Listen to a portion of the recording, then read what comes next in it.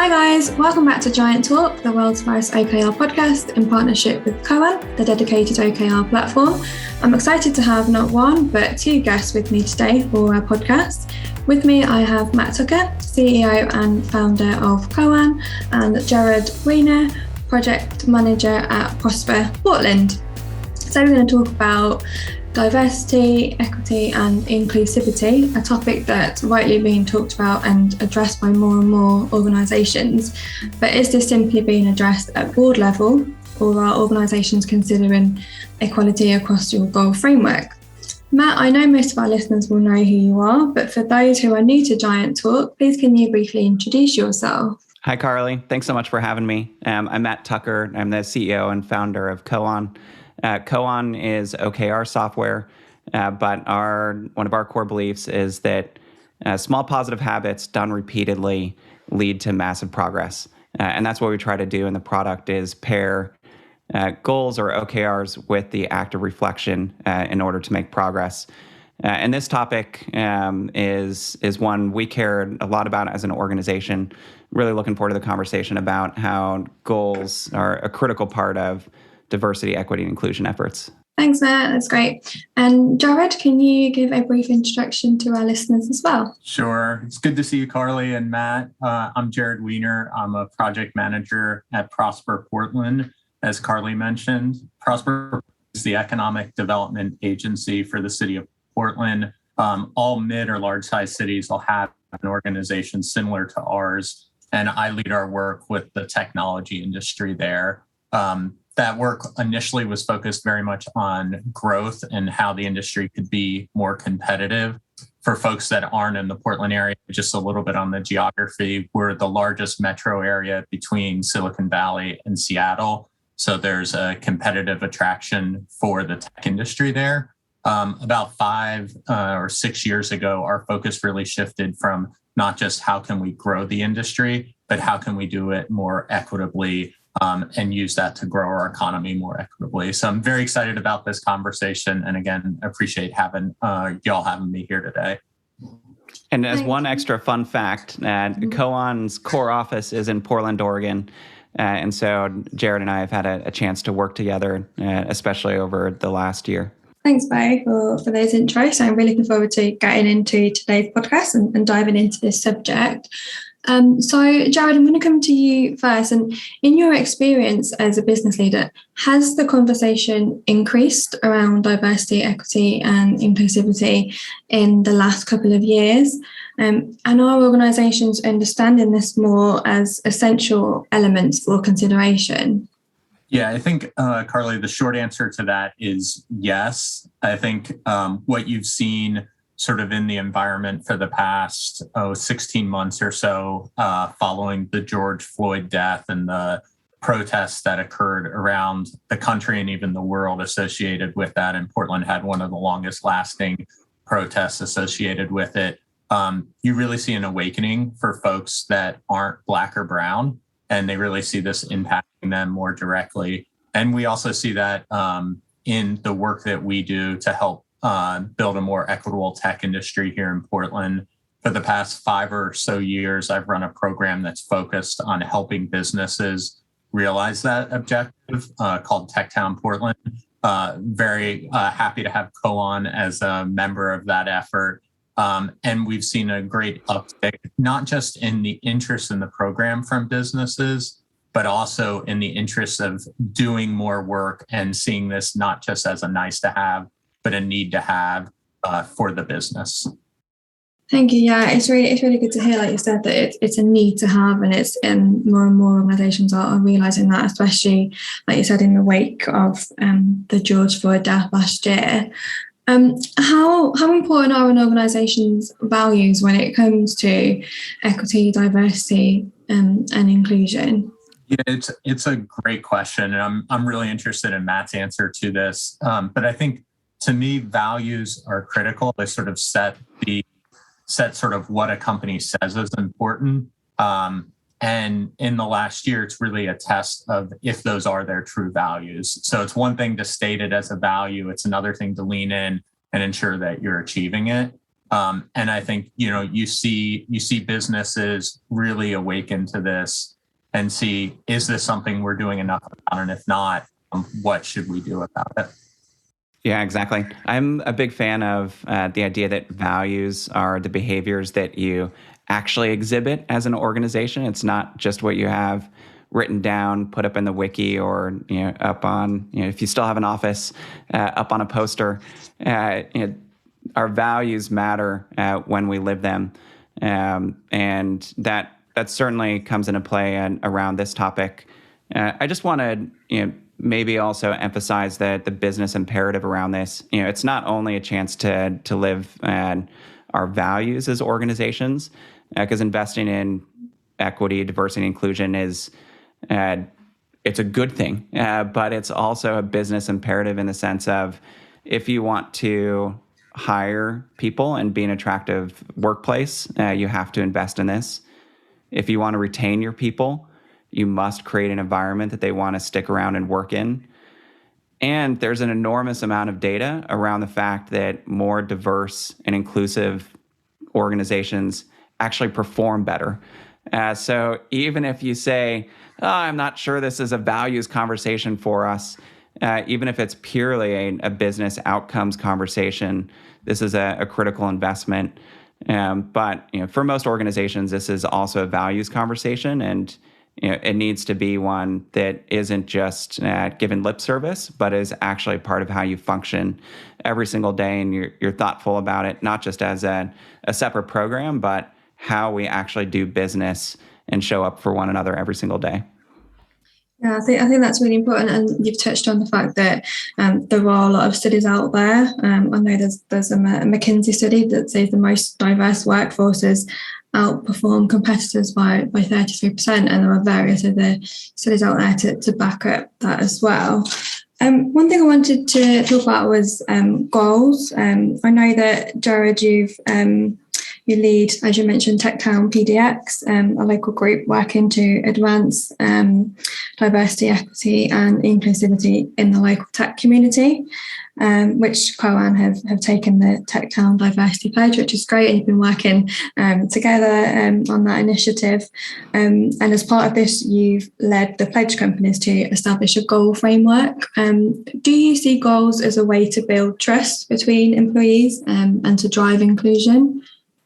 The short answer again is yes, and the longer answer is maybe be helpful to provide a little bit of perspective on the program. We've been doing that work for more than 5 years, and our initial theory on this was not very sophisticated, I hate to say.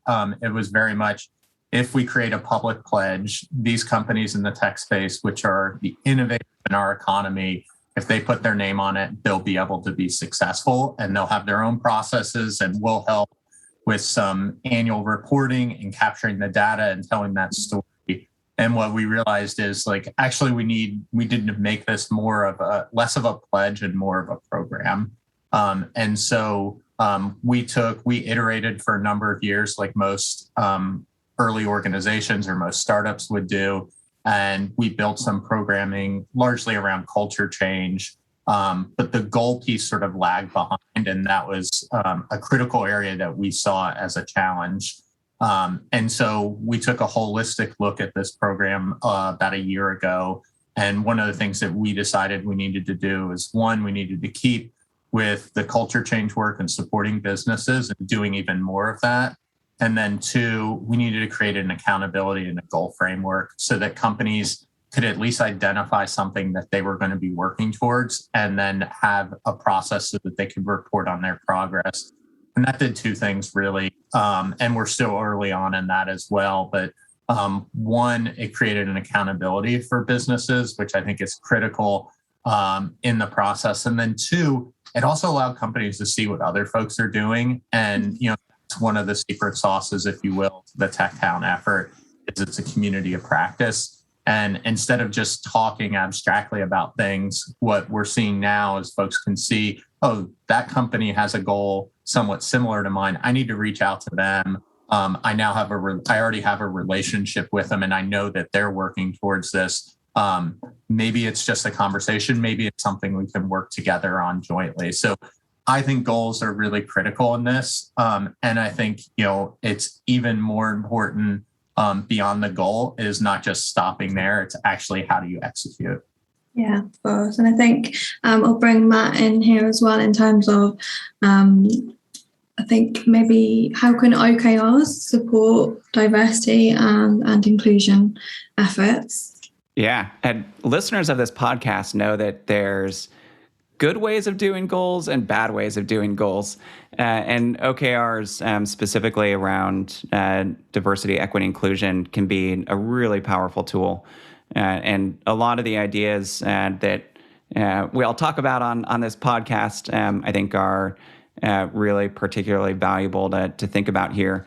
And first of all, the idea that goals that don't have specific measurable outcomes are much less powerful. Goals that don't have a timeline, but that are just generalities and are not nearly as powerful. The idea of, it's not just a KPI or a metric that we're trying to drive, but actually an objective that is easy for people to understand and rally around. All the ideas of OKRs and what makes for good objective and key results, I think directly applies here. And speaking to Jared's point around a community and turning this into a program, I think one thing that a lot of organizations are looking for is even just some inspiration around, well, what sorts of goals could we set and how could we turn it into a program? How do we measure outcomes and know whether we're actually making progress? These are not super easy questions. But if you don't force yourself to do the work, and if you keep it kind of very vague, we want to be more diverse and inclusive without stating exactly how, and here's the steps that we're going to take. And same idea from OKRs that we, again, talk about as well. How are we going to turn it into a repeating process every single quarter, for example, where we learn and we make progress and we course correct and we get better at it. Koan is a purpose-built solution for managing your OKRs. Helps your team achieve their objectives and key results, helps them get aligned, and it helps them stay engaged. Shared spreadsheets simply don't scale when you're using OKRs properly, and you're not going to have a maximum impact with them. But with Koan, you can scale your OKRs right across your entire company, keeping your team super motivated and moving everybody in the right direction. Roger, what's one of your favourite features about Koan? So the thing that I really love about Koan, and have done ever since I first saw it, was how it really puts the conversation around OKRs at the heart of the system, and it really helps stimulate that, which obviously brings really good collaboration. They've got this reflections feature which helps individuals really prepare for the team conversation which is going to come up, where the collaboration is going to take place. So that would definitely be the thing for me, which is the killer feature of the system. Thanks, Matt. And I think also, as Jared mentioned, is that it's the accountability as well, and also not just setting OKRs and leaving them and thinking that that's it, they'll just run their course, and going back and reflecting on those is really important. I spoke in the introduction about diversity, equity and inclusivity being addressed at board level for organisations, but with the cross-functional and network approach of OKRs, is this how organisations can execute diversity, equity and inclusivity across their whole organisation? I'll take that one first. Absolutely. I think one of the failure cases of these efforts would be to say, look, there's our business, and then separately there's this program that we do around DE&I, and that just doesn't work nearly as effectively as saying, no, DE&I is part of how we do business. It's not just core to our values, but it's how we run our teams. And I think one of those opportunities is to think about and set goals around some of these efforts directly down at the team level. It depends on the part of the organization, what that focus might be. For the engineering team, it might be to reinvent the hiring process, to incorporate some of the newer best practices around how to do interviewing, how to look through resumes, how to actually write job recs that are more inclusive and that can attract different types of candidates. So there's really specific work that you can do as an engineering team to make your hiring process better and to attract new and different candidates than perhaps you have been. And that applies across the business. I think there's one other aspect to all of this that it is maybe not as intuitive, but that we're pretty passionate about at Koan, which is a goals process done the right way, and one where it's less top-down executive cascading the goals and more bottom-up alignment. And that is an amazing opportunity to foster autonomy and to give everyone in the organization a voice. And some of the inclusivity practices and making sure that it's not just executive voices, but all voices being heard. Your goals program, whether your goals are about DE&I topics specifically or more broadly as an organization, that's a really good opportunity to put some of these behaviors into practice in all aspects of your business. And that's, to us, maybe the slightly non-intuitive part of this, which is you can set goals specifically around DE&I, but you can also foster a goals process that overall really emphasizes autonomy, more of a bottom-up motion, including the whole organization, every team and every individual, and directing impact on the business. Thanks, Matt. That's really good. And I think just going back to the inclusivity and how diversity, equity, and inclusivity needs to have buy-in at all levels. I think it's around creating a communication culture internal where employees at every level are able to communicate on quite sensitive issues. How important is a two-way communication in creating a safe environment of inclusion? Go to Jared for this one. Yeah, I mean, I think it's critical. And I think Matt said some really profound things in the last two answers he gave. And I think it sort of permeates throughout like the topics of diversity, equity, and inclusion. The first one is like, what is your focus? I'm an optimistic person, but I don't think any one company is going to solve diversity, equity, and inclusion as a whole. That's just, this problem is systemic, it's societal, it's existed for hundreds of years. So what are you actually focused on? And I think, having a goal process is critical to success. If you just say, I want to solve diversity, equity, and inclusion, you're unlikely to be successful. So I think the optimist in me says you need to have a focus on this.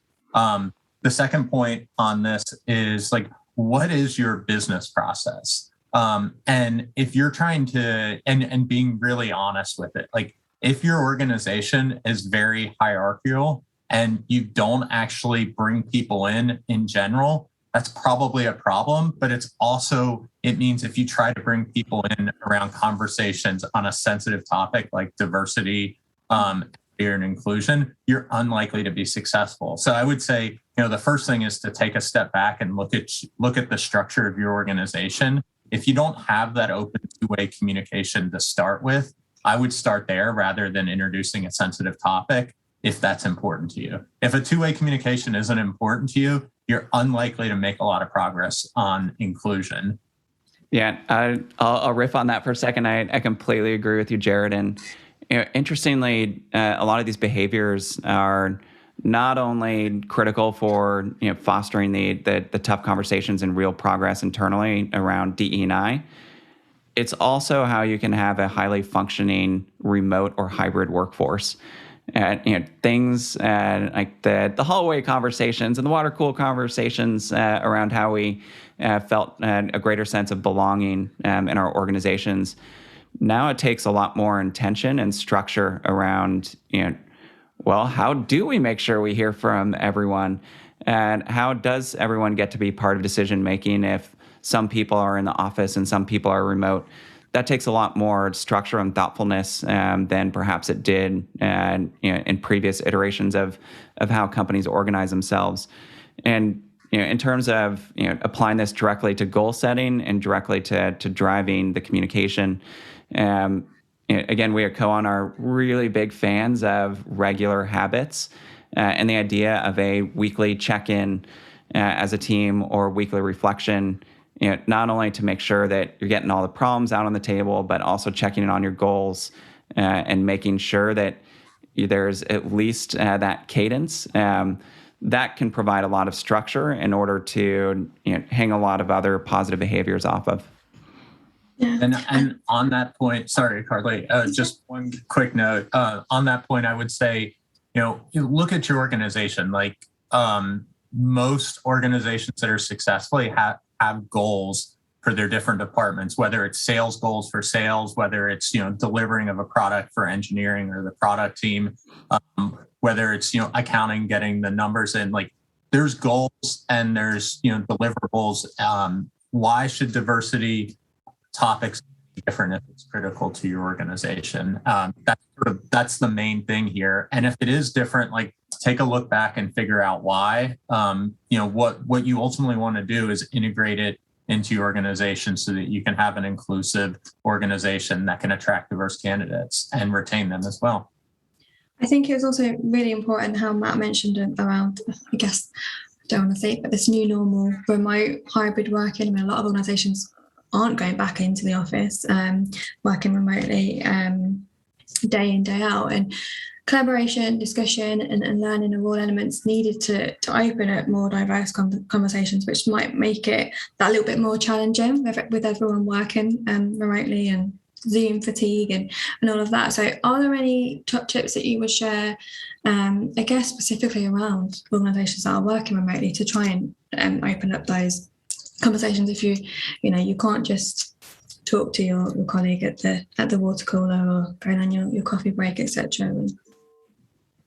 Yeah, I'd love to start with that. So I think it depends on organizations. I think there's rarely like universal solutions. I think people are different and they have different needs. I think the culture your organization had before you went remote, if you were around before remote and weren't in the last year and a half or so, is still going to continue. So I think the best way to answer that is ask your employees and hear from them.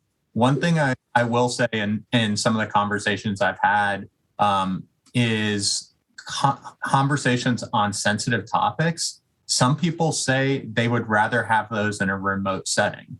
They say at home, I'm more comfortable. I feel safer. It's less intrusive if a person of color having conversation with a group that's majority white. If I'm having that in my home in a place that I'm comfortable, rather than in a place where I'm one or two or three of 100. So I think that's something to keep in mind. I found that really interesting because I've heard it a couple of times. One area that we've focused a lot on at Koan is meetings, and we've spent a lot of time over the last year thinking about how we make progress on diversity, equity, and inclusion. And one of the most obvious areas for us to invest time in was running better meetings. And for us, that means practicing behaviors like at the beginning of every meeting. We do an icebreaker, giving everyone a chance to speak and trying to create an environment where everyone knows that their voice is welcomed. We do a lot of awkward pauses. I'm slowly getting better at it. We do prompts to try to pull information from folks and get them to speak up when they want to. We've created side channels so that it's easy, especially in the company-wide meetings, for people to ask questions anonymously in order to really do the challenging topics. And there's a bunch of other behaviors that we've tried here, but meetings in particular, we decided was one great focus area in order to make some progress on inclusion. And hope, and I think what we're seeing is the time that we've spent there is now propagating to other parts of how the company runs. Thanks, Matt. I think there's some good tips there. And I think especially when organisations are bringing in new hires working remotely, and there's not that onboarding process that there normally would be in a face-to-face environment. But it's interesting to hear, as Jared said, about some of those sensitive issues and people feeling more comfortable when they're in their own personal space. So that's interesting to hear that, and it makes sense. There's been a broader trend from CEOs that discussion of social issues distracts from focused work and team unity. Is there a way, do you think, to keep doing the important work for companies to succeed and also make space for your teams to talk about social issues? And is it possible to combine goal achievement with the social impact issues? I would say, sort of you referenced, Carly, the McKinsey study earlier on in the conversation. I'd say there's a ton of research that just shows that more equitable businesses are more successful. I think you see that overall. You see it. That's why you see a number of large businesses putting a significant amount of resources towards these efforts for their business objectives. I'd say, it oftentimes isn't the easiest path for businesses to go on. But, I think most founders would say they didn't start a business because they wanted to do something easy. I think they want to do it because it's rewarding. And I think this is the way more rewarding path. So that's my pitch towards it. I'd say, I mentioned it's not the easiest path. I'd say, one of the things that we see that is a barrier, and, I work in government, I work in the confluence of government and tech. So it's interesting, on one hand, it's all innovation and the Scrum framework. And on the other, it's very process and bureaucracy. One of the things that we see time and again, it's the biggest barrier, is that an internal process to do something more equitable is oftentimes more challenging. What organizations often do is say, we care about diversity, equity, and inclusion, and then they put on another layer to actually achieve that. And what you've done is made a lot of people's jobs harder. I'm curious how folks can make it easier. And I think there's a lot of sort of process ways that folks can do that. And I think, this oftentimes falls on the top of an organization to help drive that. But on the execution piece, it's oftentimes the managers that have to do it and really sort of take on that burden and sort of execute on it. Yeah, thank you. And Matt, do you think that it's possible to combine goal achievement with these issues? It has to be. And I think Jared's theme of this has to be integrated into how you run the company and part of how you do business, not an add-on that's extra stuff for folks. But the set of companies out there that go announce, we're not going to be distracted by social issues, and then a huge percentage of their employees walk out the door. And that by itself is pretty good evidence that that approach won't hold water. But I think there's an opportunity for building better organization, better teams, and having more successful business outcome by again, not treating it as an add-on, but a core part of how you do business with clear accountability and goals for how you do it.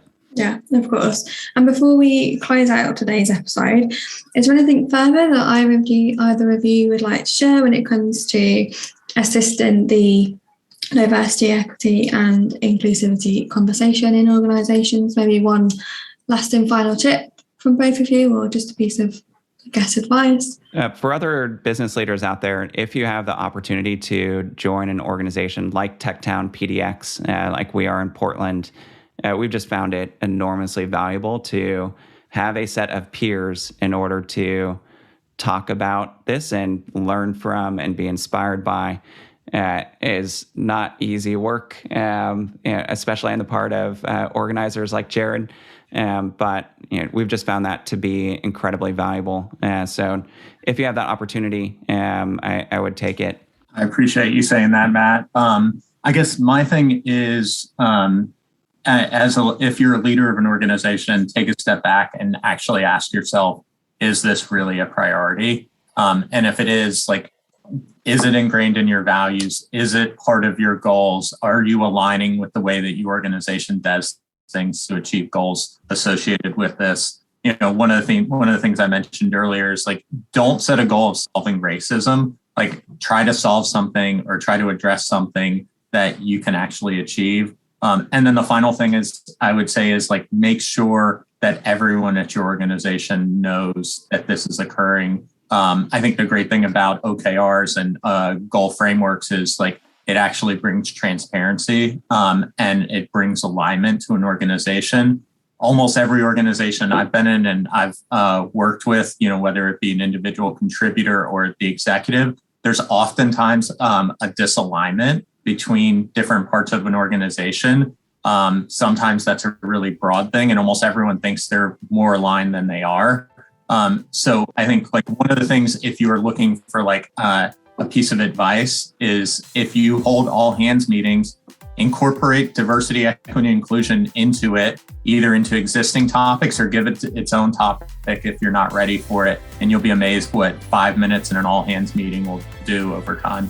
Thank you both. I know it's such a broad topic, and we could have gone into so many other areas, and there's so much more that you've got to say on this.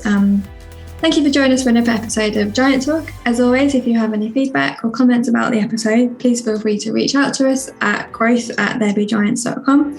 Big thanks for joining me today, Matt and Jared. It's really nice to have you both here. And I'll see you next time for another episode of Giant Talk. Thanks, Carly. Thanks, Carly.